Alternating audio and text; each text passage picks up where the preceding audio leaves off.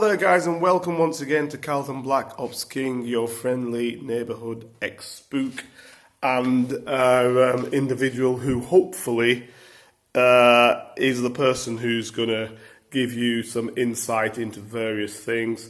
I've been away now for about a week or so from the net, but I'm back with great gusto. As I said before, if you want to subscribe, the button below, you know exactly where it is. Press that little bell there and you will never miss any of my reports. Now, you may well hear it in my voice. I've got a cold, so that's a little bit of a problem. Nevertheless, we can still keep moving along with the latest subject. So, the Commissioner of the Metropolitan Police has decided that she's going to, which by the way is the top police officer in the United Kingdom, that she's going to arm her officers and have them do some sort of patrols around high crime areas. Well, arm her officers only in high crime areas basically use what she's already using, which is ARVs, but have them patrolling the area. I say that is just window dressing. Now, you probably know my views if you listen to the programme.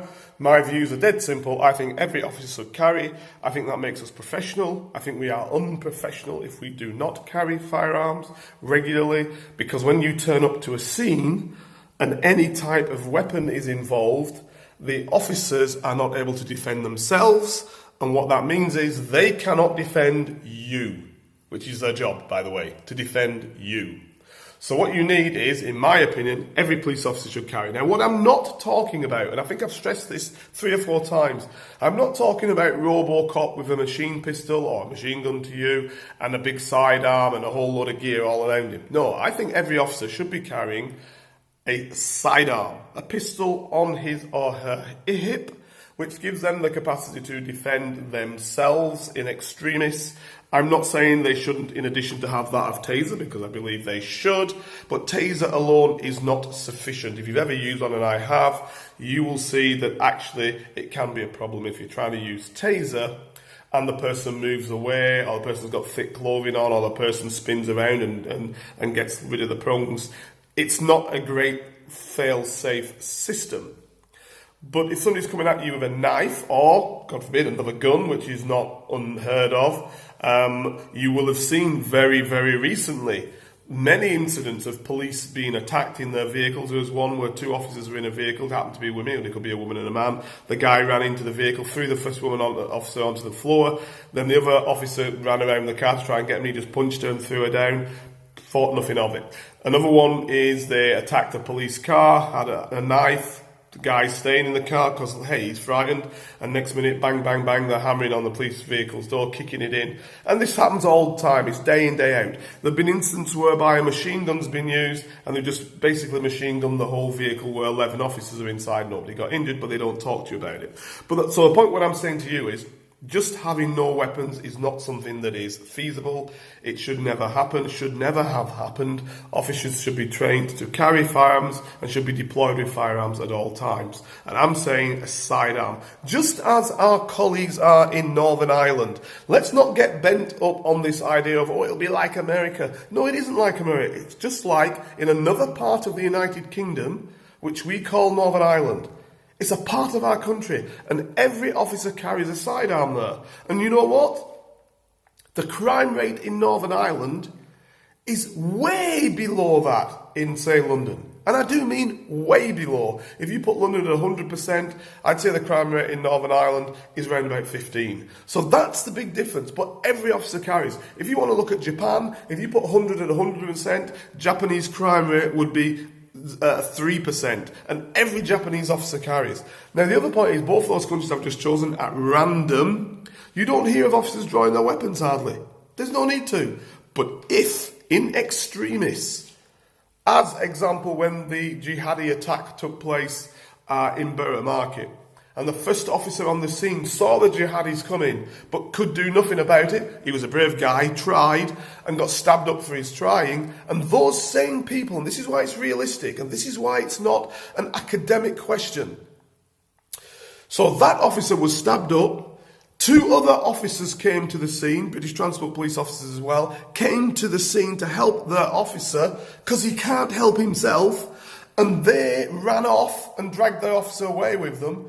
Those 4 guys went on then to kill, let me repeat that, to kill citizens. Okay? Kill 10 citizens. And in addition to killing people, they maimed many, many people by stabbing them. All because the first police officers on the scene were not equipped to deal with the incident. The same type of incident happened in Paris when a fellow with a knife and guns and hammers came at police. The police officer turned, shot the fella with 1 round, not shooting 15 rounds into him, 15 bullets into him, rounds of bullets by the way, just 1 bullet into the fella. The fella fell down, he was arrested, taken to hospital, good as gold. But his actions, which he wanted to carry out to kill a whole load of people, never happened. Because the police officer on the scene, singular officer, had the capacity to carry out the defensive action that he needed to, i.e. to do his job. So, before I close, I'm just going to explain something to you so you can see how bad this is. You as a member of the public, I'm talking about you, normal, everyday member of the public. The police advice to you is, if you see an incident, it is to hide, look around at what's going on, and try and communicate, mobile phone, and report to police what's happening. That is the police's advice to you, because you aren't equipped to deal with the incident. Right. Now, the police advice to, and this is the point you need to understand, and don't be fooled by it. In the provisional police forces, and by provincial police forces, I mean those outside of London, okay? Only outside of London, those, so every police force outside of London.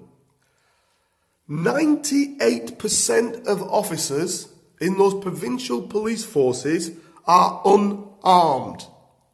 Remember that.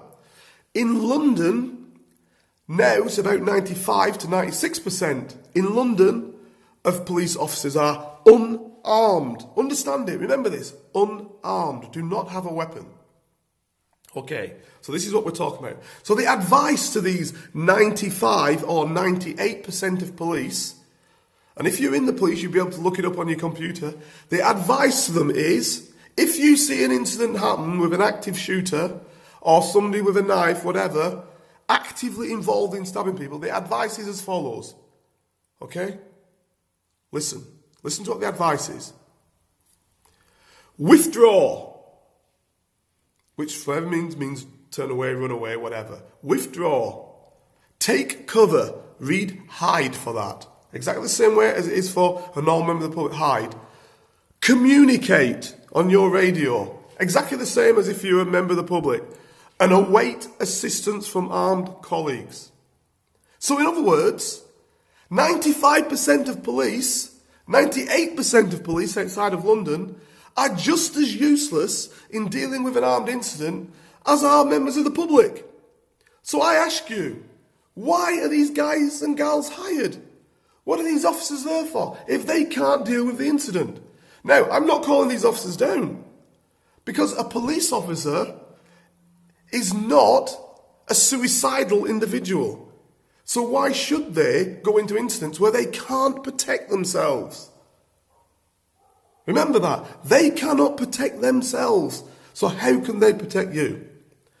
I'm going to leave you with that. I'll say it once more. If the police officer, 95% of them, or 98% if you live outside of London, cannot protect themselves, how can they protect you? And their own advice says to them, do not take any action, withdraw. That's their own advice.